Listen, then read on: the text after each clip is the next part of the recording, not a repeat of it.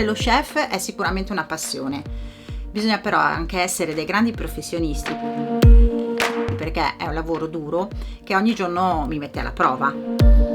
E io sono entrata nella cucina del mio ristorante nel 2000 e 5 anni fa, con mio fratello Massimo, abbiamo deciso di aprire il forno.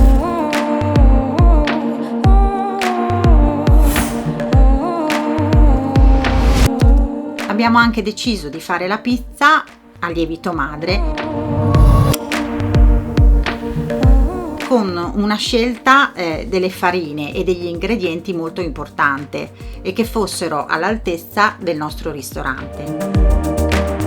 La pizza che propongo al Mollica parte dall'idea di una chef che lavora anche i lievitati.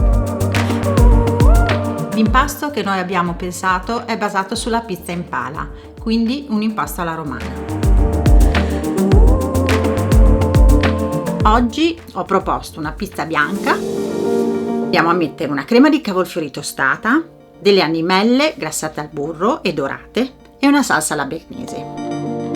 Poi una pizza all'orzo tostato, che in realtà crea una sorta di focaccia panino che vado a farcire al suo interno. In questo caso l'ho farcita con del parmigiano reggiano, un'insalata di trippa con delle erbette e un limone in conserva che preparo io, richiusa e condita con una fonduta di parmigiano reggiano. Il prosecco DOC, secondo me, con la sua freschezza e con le sue note fruttate, crea con le mie pizze una simbiosi molto simpatica, quindi io consiglio di mangiare pizza e bere prosecco DOC.